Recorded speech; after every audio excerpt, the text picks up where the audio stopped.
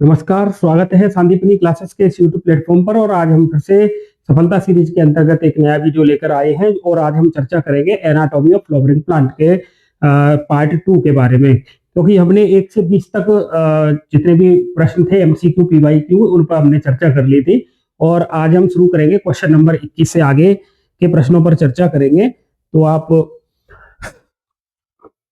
बने रही है संदीपनी क्लासेस के साथ और वीडियो को लाइक और शेयर करें और अपने फ्रेंड्स को शेयर करते रहें और संदीपनी क्लासेस के इस यूट्यूब प्लेटफॉर्म को आप सब्सक्राइब करके रखें जिससे कि आपको भविष्य में इसी प्रकार के और वीडियो समय पर मिलते रहें। ठीक है, तो आज हम शुरू करने जा रहे हैं। प्रश्न क्रमांक 21 से आगे की चर्चा करेंगे हम।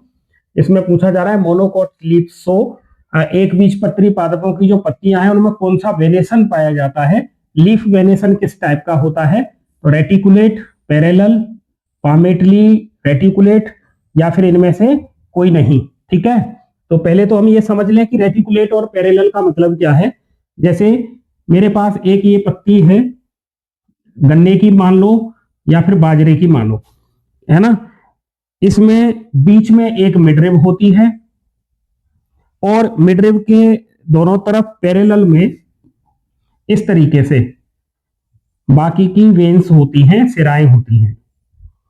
तो एक तो वेनेशन इस प्रकार का होता है और दूसरे प्रकार का वेनेशन इस तरीके से है कि जैसे ये कोई लीफ है डाइकोट की, है ना। इस लीफ में भी इस तरीके से मिडरिब होगी और यहां से इसमें वेन्स निकलेंगी, फिर यहां से इसमें से और छोटी छोटी वेन्स निकलती हैं। ठीक है, इस तरीके से पीपल की पत्ती को आप देखोगे तो इस तरीके की व्यवस्था आपको उसमें दिख जाएगी पीपल की पत्ती में, है ना। बरगद की पत्ती देख लो, सरसों की देखो, मूली की देख लो। मूली तो घर में आती है खाने के लिए, तो वहां देख सकते हो आप। तो इस तरीके के दो प्रकार के वेरिएशन हैं। इसको कहते हैं समांतर। इसको क्या कहते हैं? समांतर सिरा विन्यास। और इसे कहते हैं जालिकावत सिरा विन्यास। जालिकावत सिरा विन्यास, है ना। तो जालिकावत किस में मिलेगा? ये जालिकावत मिलता है द्विबीजपत्री में, डाइकोट में, और समांतर मिलता है एक बीजपत्री में या फिर मोनोकोट में। समांतर एक बीजपत्री में, है ना। तो इसका आंसर क्या होगा? यहां पर एक बीजपत्री की बात की जा रही है तो इसमें आंसर आएगा पैरेलल। क्या आंसर आएगा? पैरेलल आंसर आएगा। राइट होगा अपना ऑप्शन नंबर बी। ठीक है, तो इस तरीके से हम इनको याद कर सकते हैं। जाली किसमें बनती है? डाइकोट की लीफ में, और पैरेलल किसमें होता है? मोनोकोट की। ठीक है, तो समांतर शिराविन्यास मोनोकोट में मिलता है, जालिकावत द्विबीजपत्री में मिलता है। ठीक है, अगले प्रश्न की चर्चा करेंगे। एपिडर्मिस इज यूजुअली, एपिडर्मिस सामान्यतः कैसी होती है? मल्टी लेयर्ड होती है, सिंगल लेयर्ड होती है, टू लेयर्ड होती है या फिर डेड लेयर होती है? देखो, टू लेयर और डेड लेयर का तो कोई सेंस बनता नहीं है, तो इनको तो हम हटा देंगे। हमारे पास ऑप्शन बचते हैं मल्टी लेयर और सिंगल लेयर। मतलब एक स्तरीय, एक स्तरीय या फिर बहुस्तरीय। बहुस्तरीय दो कंडीशन बचती हैं। हमारे पास कितनी कंडीशन बच रही हैं? दो कंडीशन बच रही है, एक स्तरीय और बहुस्तरीय। तो बात किसके बारे में हो रही है? बात हो रही है एपिडर्मिस के बारे में। ठीक है, तो एपिडर्मिस सामान्यतः एक स्तरीय होती है। सामान्यतः कैसी होती है? एक स्तरीय होती है। तो इसका राइट आंसर तो होगा ऑप्शन नंबर बी, एक स्तरीय होती है। लेकिन कुछ पादप हैं जिनमें ये द्विस्तरीय होती है, जैसे कि कनेर। कनेर के पौधे में, है ना, ये कैसी होती है? ये मल्टी लेयर होती है। कैसी होती है? मल्टी लेयर्ड होती है, बहुस्तरीय होती है, बहुस्तरीय होती है। इसमें कनेर के पौधे में ये कैसी होती है? बहुस्तरीय होती है। ठीक है, बरगद में भी ये बहुस्तरीय होती है, बहुस्तरीय होती है कनेर में और बरगद में। ये कलर विजिबल हो रहा है क्या? तो कनेर में और बरगद में ये कैसी होगी? बरगद। टेमिनेसी कुल के पादपों में भी ये कैसी होती है, बहुस्तरीय होती है। ठीक है, बरगद में भी होती है, ये बहुस्तरीय होती है। बेलामेन टिश्यू में भी ये बहुस्तरीय होती है, बेलामेन टिश्यू में भी ये बहुस्तरीय होती है। ठीक है, तो इस तरीके से इसका राइट आंसर, तो यहाँ पर तो एपिडर्मिस सामान्यतः पूछी जा रही है तो सिंगल लेयर्ड होगी। अगर यहाँ से जैसे कनेरी या बरगद में पूछते हैं तो अब हमारा आंसर बदलेगा और हम इसे मल्टी लेयर्ड करेंगे। ठीक है, क्वेश्चन नंबर 23 और यहां पर पूछा जा रहा है collenchyma in dicot stem occurs in. द्विबीजपत्री तने में कोलेनकाइमा कहां पाया जाता है? एपिडर्मिस में, हाइपोडर्मिस में, पिथ में या पेरिसाइकल में। ठीक है, 4 ऑप्शन दिए हैं। मैंने इससे पहले वीडियो में आपको एक ट्रिक बताई थी कि एमएस धोनी एक बहुत बढ़िया खिलाड़ी है अपने इंडियन क्रिकेट के। तो एमएस और एक मैंने बताया था कि लाइट का करंट 2 प्रकार का होता है, एसी और डीसी। तो यहां अपन याद रखेंगे डीसी को। डी का मतलब हो गया डाइकोट और सी का मतलब हो जाएगा कोलेनकाइमा। ठीक है, सी का मतलब क्या होगा? कोलेनकाइमा। एम का मतलब होगा मोनोकोट और एस का मतलब होगा स्क्लेरेनकाइमा। तो इस तरीके से अपन याद रख लेंगे। यहां क्या पूछा जा रहा है? कोलेनकाइमा डाइकोट स्टेम में कहां मिलता है?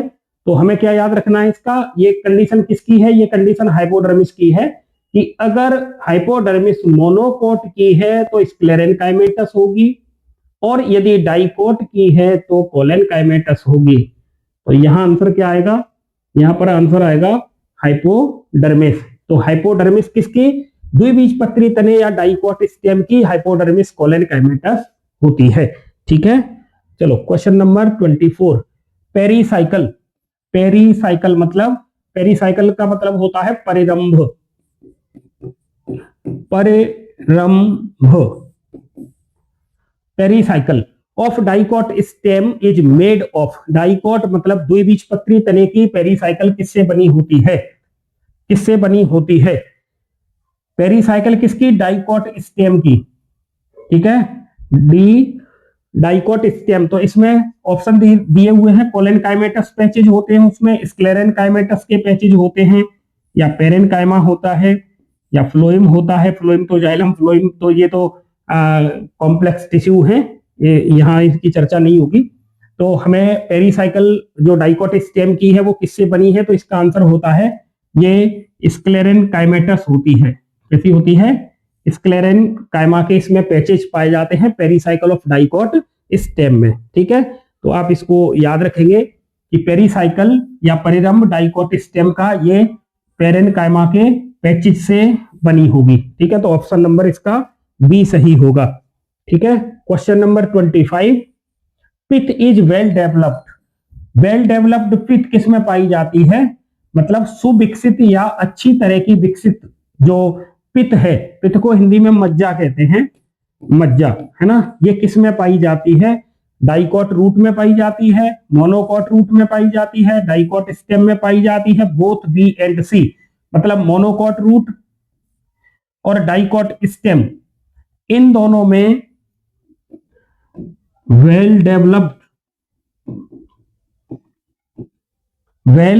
डेवलप्ड पिथ पाई जाती है, पिथ प्रेजेंट होती है।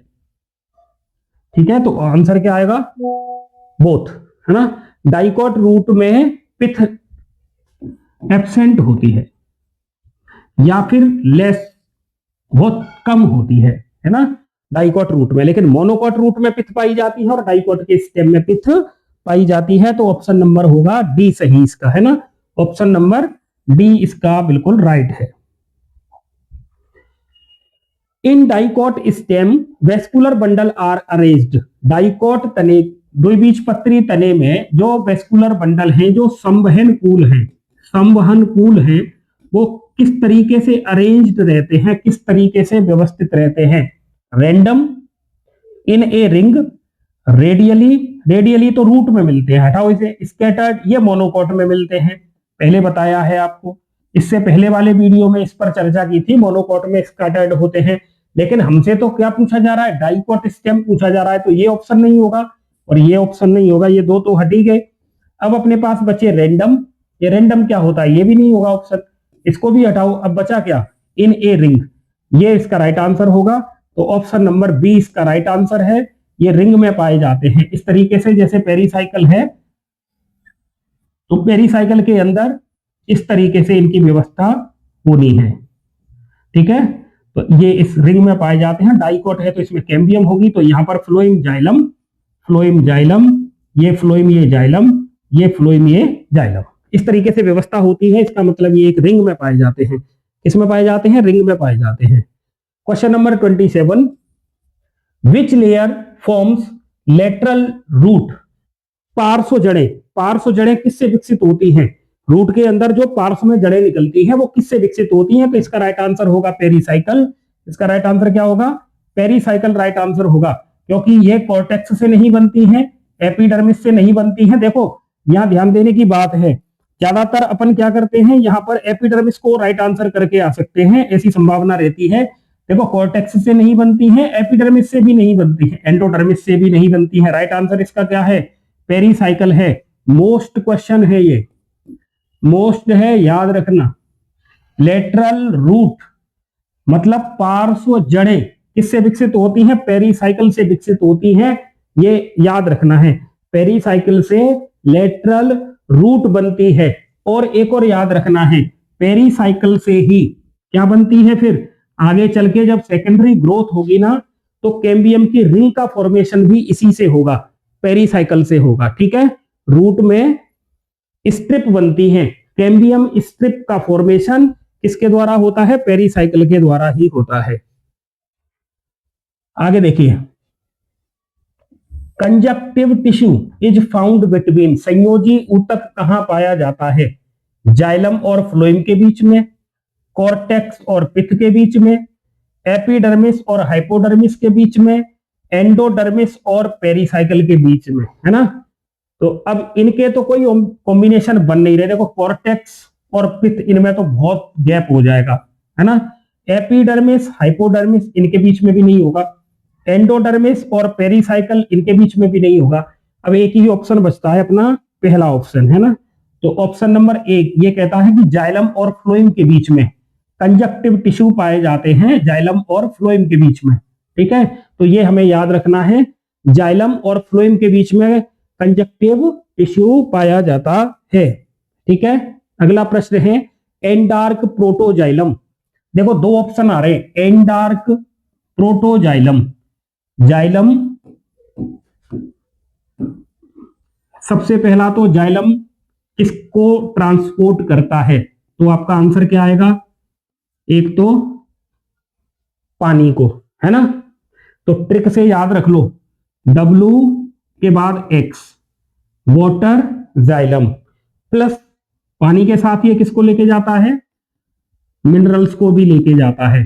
तो फिर इसमें भी ट्रिक लगा लो, W का उल्टा कर दो तो M बन जाएगी, है ना।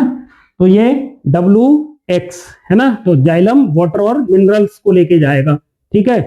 अब जाइलम की दो कंडीशन है, जो ग्रोथ सेकेंडरी ग्रोथ के दौरान वो जाइलम जो पहले बनता है, फर्स्ट जो बनता है उसे कहते हैं प्रोटोजाइलम, और जो बाद में बनता है, जो बाद में बनता है उसे कहते हैं मेटाजाइलम। मेटाजाइलम जो पहले बनता है उसे कहते हैं प्रोटो, जो पहले प्रोटो बाद में बना उसे कहते हैं मेटाजाइलम। अब यहां पर कंडीशन आ रही है एंडार्क। एंडार्क कंडीशन कहां पाई जाती है, तो इसका राइट आंसर होगा डाइकोट स्टेम के अंदर। इसके अंदर डाइकोट स्टेम के अंदर कंडीशन मिलती है एंडार्क प्रोटोजाइलम की कंडीशन। डाइकोट स्टेम में अपन अगर जाइलम को देखें तो देखिए जाइलम ऐसे मिलेगा, अंदर की तरफ प्रोटोजाइलम जो पहले बनता है, और इसके बाहर की तरफ होगा मेटाजाइलम जो बाद में बनता है। तो ये हो गया मेटाजाइलम और ये हो जाएगा प्रोटोजाइलम। तो प्रोटोजाइलम होगा अंदर की तरफ, मेटाजाइलम होगा बाहर की तरफ, जबकि रूट में कंडीशन अलग होती है। रूट में प्रोटोजाइलम होता है बाहर की तरफ और मेटाजाइलम होता है अंदर की तरफ, ये वाली कंडीशन, इसे कहते हैं एक्स आर्च कंडीशन।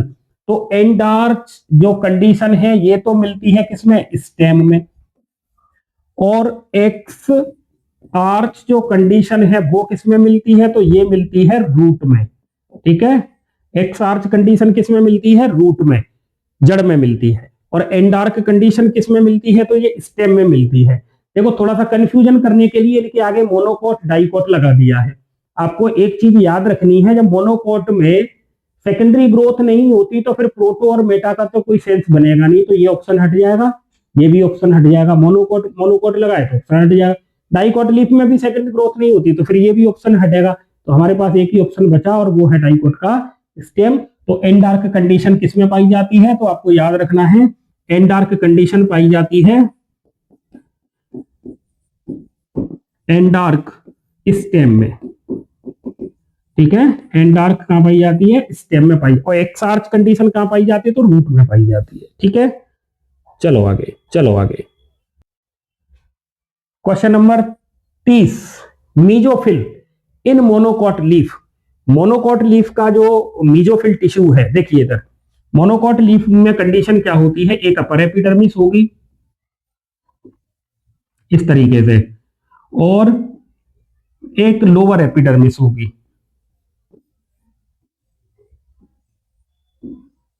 ये लोअर एपिडर्मिस है।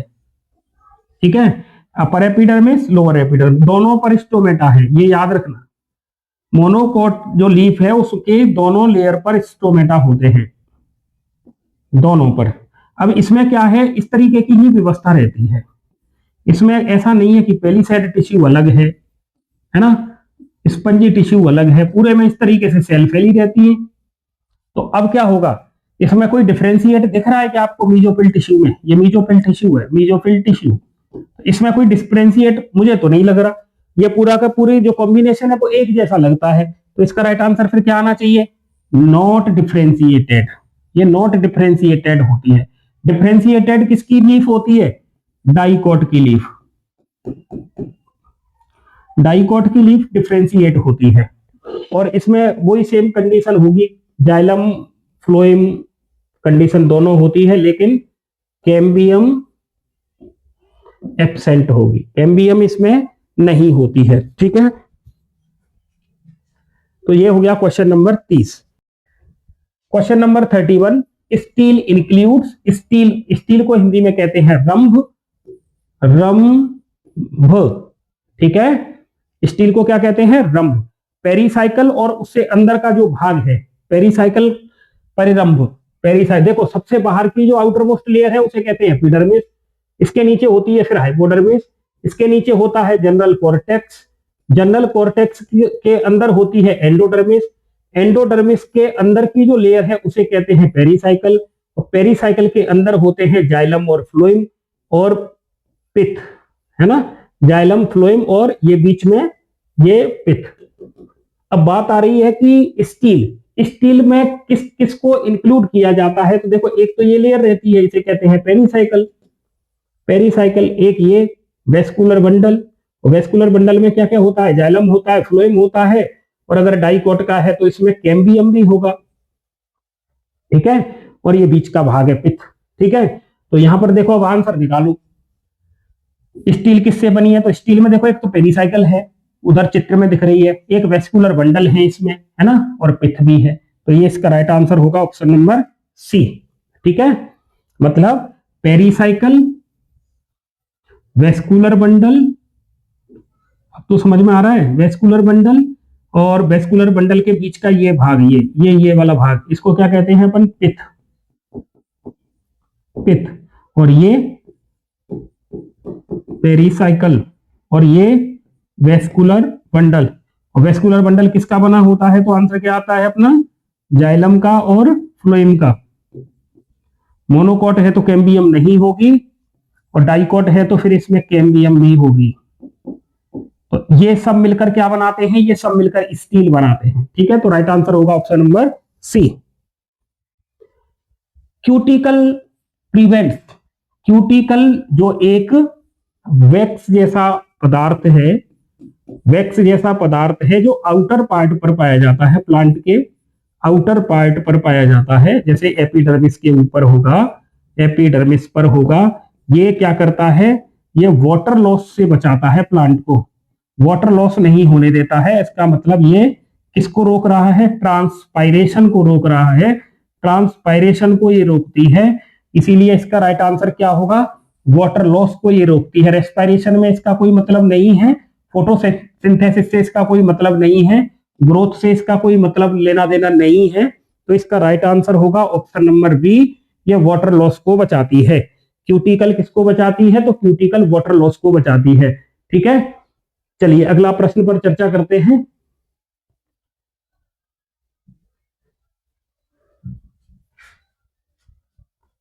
हाँ, क्वेश्चन नंबर 33। देखिए अब यहां तक आप वीडियो में रुके हैं, इसका मतलब वीडियो में आपको इंटरेस्ट आ रहा है। और जब आपको इंटरेस्ट आ रहा है तो आप इस संदीपनी क्लासेस के यूट्यूब चैनल को सब्सक्राइब करें, वीडियो को लाइक करें और शेयर करें, प्यारा सा कमेंट करना ना भूलें। हाँ, सब्सक्राइब करते हैं आप तो बेल आइकन को दबाना नहीं भूलें और ऑल पर क्लिक करें, जिससे कि आपको टाइमली नोटिफिकेशन, वीडियो जैसे ही वे अपलोड करते हैं हम यहाँ से आपको टाइमली नोटिफिकेशन मिल सके। ठीक है, अब बात किसकी हो रही है, बात हो रही है ट्राइकोम्स के बारे में। ट्राइकोम्स हेल्प, ट्राइकोम किसमें सहायता करते हैं, तो सबसे पहली बात ट्राइकोम्स है क्या, तो ये जो ट्राइकोम्स है ना, ये एक्चुअल में प्लांट के स्टेम पर पाए जाने वाले रोम है ना, ये तने पर पाए जाने वाले रोम है। ठीक है, ये कैसे होते हैं, तो ये बहुकोशिकीय होते हैं। कैसे होते हैं, ये बहुकोशिकीय होते हैं। कैसे होते हैं, बहुकोशिकीय होते हैं, मल्टी सेल्यूलर होते हैं, मल्टी सेल्यूलर होते हैं। और ये क्या करते हैं, ये भी वाटर लॉस से बचाते हैं। ठीक है, किससे बचाते हैं, वाटर लॉस से बचाते हैं। तो ये पानी की जो हानि होती है प्लांट में, उससे ये पौधे को बचाते हैं। तो इसका राइट आंसर होगा prevents water loss, option number C. ठीक है, रूट हेयर यूनिसेल्यूलर होते हैं या मल्टी सेल्यूलर होते हैं, ये आप कमेंट करेंगे, है ना। चलो अगला प्रश्न है 34। स्टोमा रिमेन्स, स्टोमा नहीं होता, स्टोमेटा होता है, रिमेन्स सराउंडेड बाई।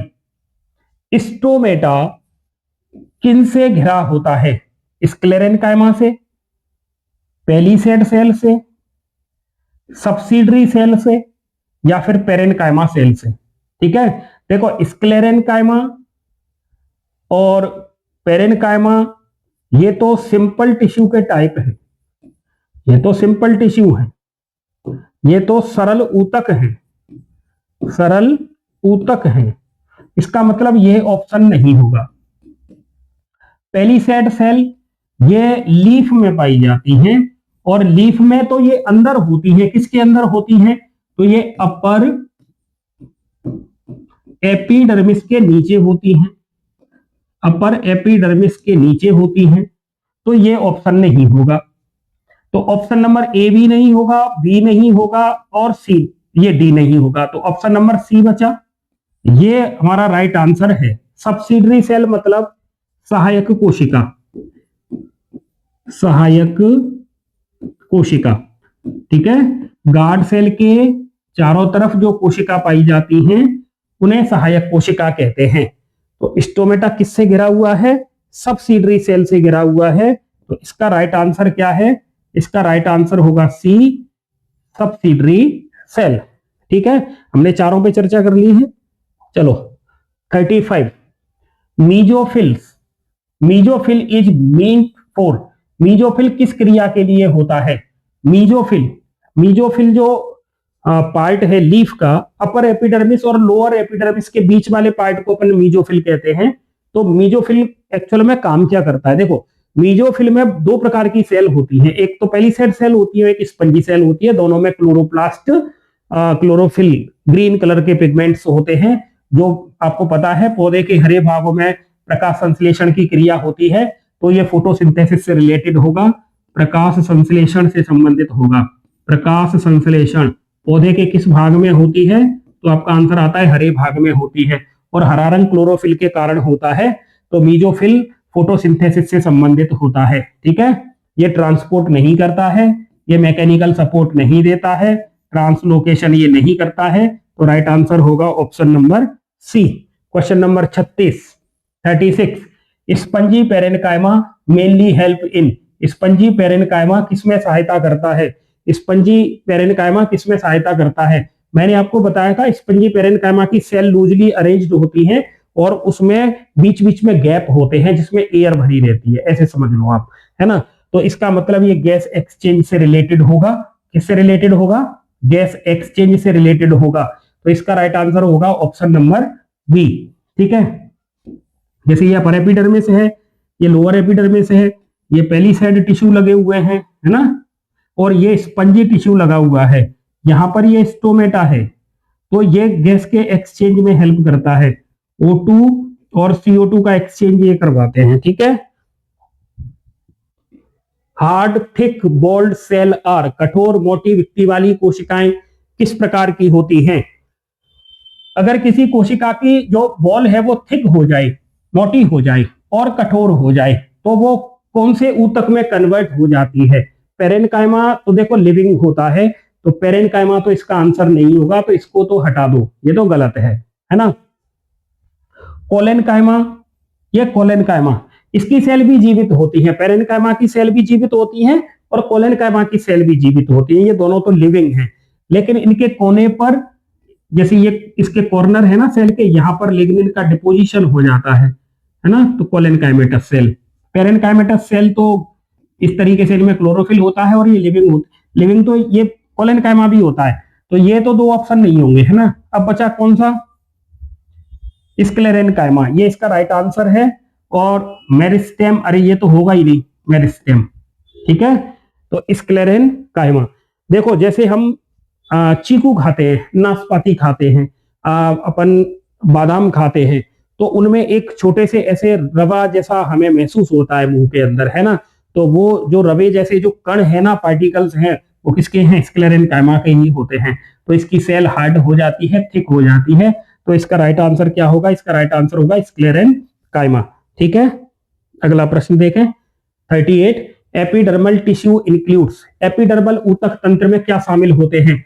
हमने इससे पहले वाले वीडियो में इस पे चर्चा की थी कि एपिडर्मल सिस्टम में एक तो एपिडर्मिस होगी, है ना, स्टोमेटा होंगे, एपिडर्मिस पर मिलने वाले स्टोमेटा या रंध्र, और ट्राइकोम्स होंगे। क्या होंगे, ट्राइकोम्स होंगे, है ना। और इसमें अपन चाहे तो ऐड कर सकते हैं, इसमें रूट हेयर भी आ जाते हैं, रूट हेयर, क्योंकि हेयर दो प्रकार के हैं, एक तने पर मिलने वाले ये स्टेम हेयर कहलाते हैं, स्टेम हेयर कहलाते हैं। ठीक है, स्टेम हेयर और रूट हेयर। आप बताएंगे स्टेम हेयर और रूट हेयर इनमें से मल्टी सेल्यूलर कौन सा है, स्टेम हेयर और रूट हेयर में से मल्टी सेल्यूलर कौन सा है ना। तो इसका राइट आंसर क्या होगा, option number B, epidermis, stomata, trichomes, है ना, और रूट हेयर, ये ईटीएस के अंतर्गत आते हैं, ईटीएस, एपिडर्मल टिश्यू सिस्टम।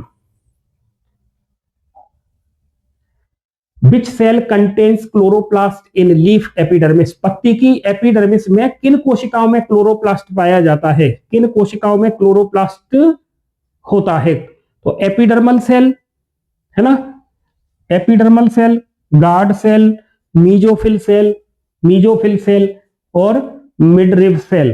ठीक है, तो गार्ड सेल, अपन ने स्टोमेटा के लिए जब ये डायग्राम बना रहे थे गार्ड सेल का, है ना, तो यहां पर मैंने बताया था कि इनमें क्लोरोप्लास्ट पाया जाता है, क्लोरोप्लास्ट पाया जाता है, और इसमें एक न्यूक्लियस भी होता है।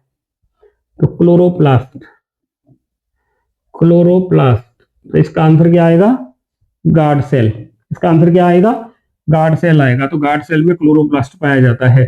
ठीक है, प्रश्न नंबर 40 है पॉलीआर्च जाइलम, पॉलीआर्च जाइलम, पॉलीआर्च जाइलम किस में मिलता है। पॉलीआर्च कंडीशन की बात हो रही है, तो मैंने आपको बताया था पॉलीआर्च कंडीशन मोनोकॉट रूट में पाई जाती है। पॉलीआर्च कंडीशन का मतलब होता है इसमें जाइलम की और फ्लोएम की जो संख्याएं हैं वो 6 से क्या होंगी, अधिक होंगी, 6 से अधिक हैं तो पॉलीआर्च कंडीशन होती है। और पॉलीआर्च कंडीशन मोनोकॉट की रूट में पाई जाती है, क्योंकि डाइकॉट की रूट में इनकी संख्या होती है 2 से लेके 6 तक, 2 से लेके 6 तक। ठीक है, और मैंने आपको एक चीज और बताई थी कि मोनोकॉट में पॉलीआर्च कंडीशन होती है, पॉलीआर्च, लेकिन प्याज प्याज, इसमें पॉलीआर्च कंडीशन नहीं होती है, भले ही मोनोकोट में आती हो। और बरगद में पॉलीआर्च कंडीशन, ऐसा डाइकोट जिसमें पॉलीआर्च कंडीशन पाई जाती है, ऐसा डाइकोट जिसमें पॉलीआर्च कंडीशन पाई जाती है, तो आपका आंसर आएगा बरगद में ऐसा होता है। ठीक है, चलो अगले प्रश्न की चर्चा करते हैं। Bundle sheath is made of, bundle sheath कोशिकाएं किससे बनी होती हैं? तो बंडल शीथ कोशिकाएं जो होती हैं, क्या उनमें थिल वॉल्ड पेरेन्काइमा होता है, थिक वॉल्ड सेल होती हैं, मेरिस्टेमेटिक सेल ये तो नहीं होगा, कोलेनकाइमा नहीं होगा, है ना? तो इसका आंसर क्या होगा?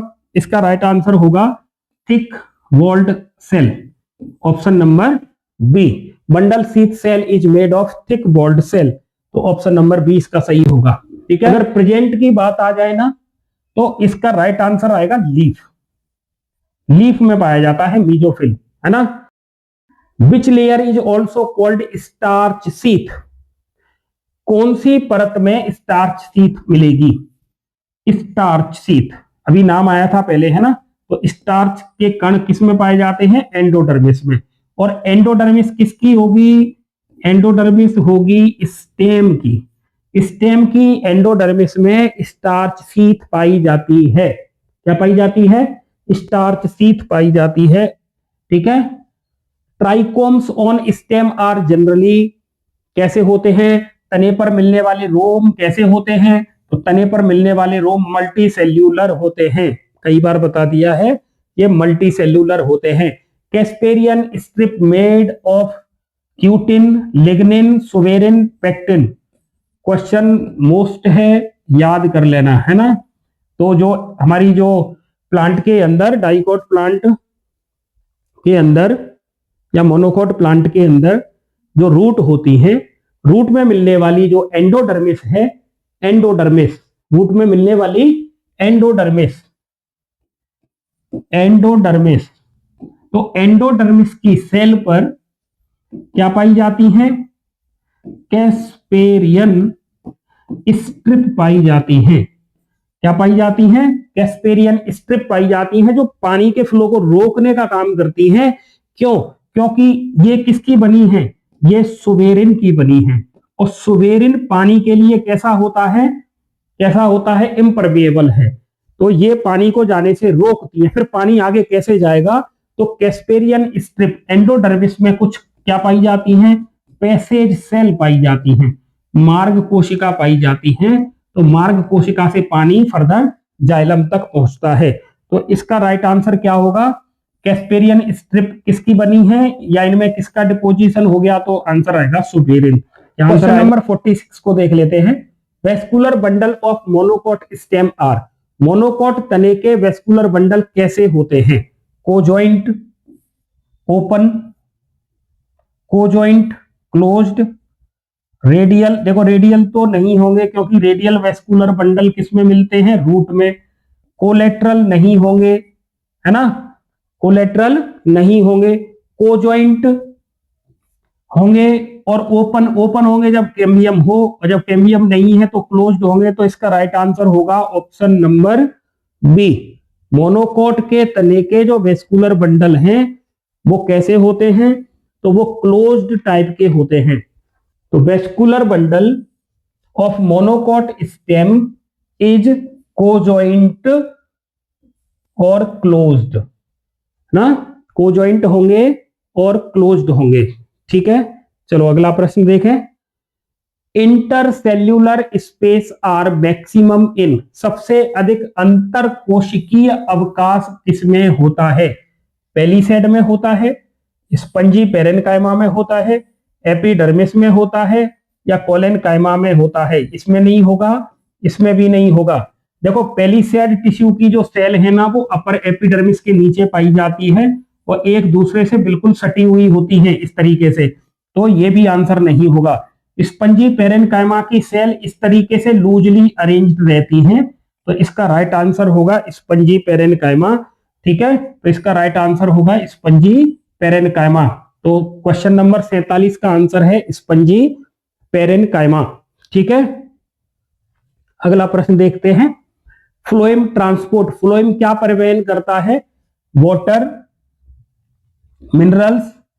देखो जो वाटर जाएगा तो वो साथ में मिनरल्स लेके जाएगा, तो ये दो तो ऐसे ही हट गए, है ना। और फूड, एयर, एयर ये नहीं होगा, तो अब बचा क्या अपने पास? अब अपने पास बचा है फूड, फोटोसिंथे, क्या है ये? फोटोसिंथेटेज, फूड। देखो सीधी सीधी बात है, फोटोसिंथेसिस की प्रक्रिया द्वारा प्लांट क्या बनाते हैं? फूड बनाते हैं। और फूड का फॉर्मेशन प्लांट के किस पार्ट में होता है? जैसे ये पर पार्ट है, तो फूड का फॉर्मेशन, जैसे यहां पर मैंने एक लीफ बना दी, तो फोटोसिंथेसिस, फोटोसिंथेसिस की प्रक्रिया जब सनलाइट आती है, जब सनलाइट आती है तो लीफ के अंदर होती है। अब फूड बना यहां पर, और फूड को प्लांट के अदर अदर पार्ट में जैसे जड़ों तक भेजना है, तो यहां से फूड को जो लेके जाएगा, अदर पार्ट में लेके जाएगा, वो होता है फ्लोएम। वो कौन होता है? फ्लोएम होता है। तो फ्लोएम किसका ट्रांसपोर्ट करता है? फूड का ट्रांसपोर्ट करता है। जाइलम किसका करता है? तो जाइलम वाटर का करता है। मैंने ट्रिक बताई थी कि जाइलम एक्स फिर डब्लू, है ना। तो जाइलम वाटर को लेके जाता है, और डब्लू का उल्टा करते तो एम, तो ये मिनरल्स को भी लेके जाता है। तो जाइलम वाटर और मिनरल्स दोनों को लेके जाता है, ठीक है। और फ्लोएम फूड को लेके जाता है। तो ये हो गया अपना क्वेश्चन नंबर 48। तो 48 का आंसर है option number C. Xylem transport, xylem किसका परिवहन करता है? फूड का? नहीं, फूड का कौन करता है? तो भैया फूड का तो फ्लोएम करता है। हार्मोन्स, ये भी नहीं आएगा, तो ये ऑप्शन क्या आएगा इसका? वाटर और मिनरल्स, अभी बताएगा। वाटर और मिनरल्स का ट्रांसपोर्ट कौन करता है? तो वाटर और मिनरल्स का ट्रांसपोर्ट करता है जाइलम, ठीक है। CO2 हटाओ इसे, ये नहीं होगा ऑप्शन। तो 49 का आंसर क्या है? वाटर और minerals. Secondary growth is characteristic of, द्वितीयक वृद्धि किसकी विशेषता है? मोनोकॉट की, डाइकॉट की, टेरिडोफाइट की, ब्रायोफाइट की, है ना। यहां पर सबसे बेस्ट जो आंसर रहेगा ना, वो डाइकॉट होगा। द्विबीजपत्री के अंदर सेकेंडरी ग्रोथ होती है, और सेकेंडरी ग्रोथ कराने के लिए मैंने आपको पहले भी बताया था किसकी जरूरत होगी? कैम्बियम की। तो कैम्बियम इनमें क्या होगी? प्रेजेंट होगी, तो सेकेंडरी ग्रोथ हो जाएगी। और सेकेंडरी ग्रोथ होने से प्लांट की मोटाई, डायमीटर बढ़ता है, ठीक है। तो ये सेकेंडरी ग्रोथ में इन्वॉल्व रहते हैं, ठीक है। तो इसका राइट आंसर क्या होगा? ऑप्शन नंबर बी इसका राइट आंसर होगा। Secondary growth is characteristic of, द्वितीयक वृद्धि किसकी विशेषता है? तो द्वितीयक वृद्धि डाइकॉट की विशेषता होती है। किसकी विशेषता होती है? डाइकॉट की विशेषता होती है, ठीक है। तो इस तरीके से हमने ये पूरे 50 प्रश्नों पर चर्चा की है। ये 50 प्रश्न मैंने 2 वीडियो में कवर किए हैं। एक इससे पहले आपने वीडियो देखा है, और नहीं देखा है तो प्लेलिस्ट में मिल जाएगा, कंपटीशन क्लास और 11th क्लास एनसीईआरटी बेस्ड, वहां पर ये मिलेंगे। तो आप वहां जाके पहला वाला भी वीडियो देख सकते हो। एनसीईआरटी से संबंधित चैप्टर जो है एनाटॉमी ऑफ फ्लावरिंग प्लांट, उससे संबंधित ये 50 अति महत्वपूर्ण प्रश्न थे जिन पे हमने चर्चा की। आगामी वीडियो में आपको और टॉपिक मिलेंगे। ये सारे टॉपिक आपके एमपी वर्ग 1, एमपी सेट या किसी भी टीचर एग्जाम, जो बायोलॉजी के जो बच्चे हैं, विद्यार्थी हैं, अभ्यर्थी हैं, जो तैयारी कर रहे हैं, उनके लिए बहुत महत्वपूर्ण है। इसी प्रकार के और वीडियो देखने के लिए बने रहिए संदीपनी क्लासेस के साथ। वीडियो देखने के लिए आपका बहुत बहुत धन्यवाद। जय हिंद।